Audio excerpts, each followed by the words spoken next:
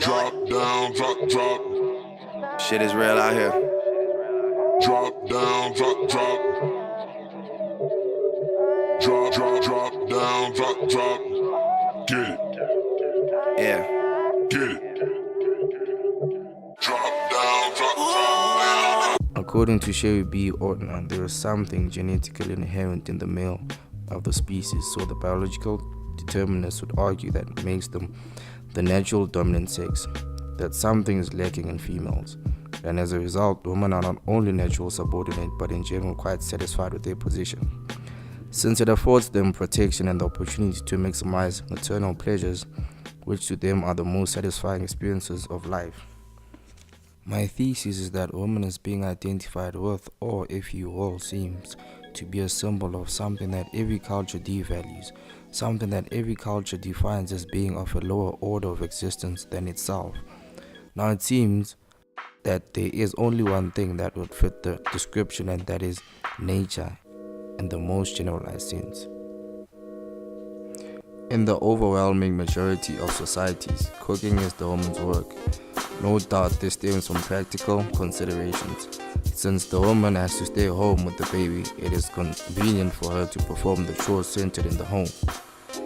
Yet it is also interesting to note that when a culture develops a tradition of real cooking, as opposed to trivial, ordinary domestic cooking, the higher chefs are almost always men.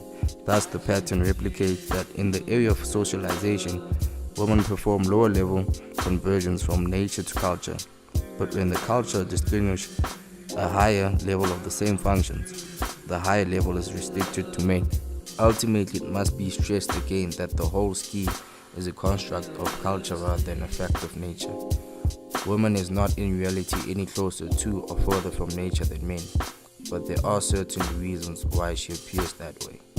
Various aspects of women's situation contribute to her being seen as closer to nature, while the view of her as closer to nature is in turn embodied in institutional forms that reproduce her situation.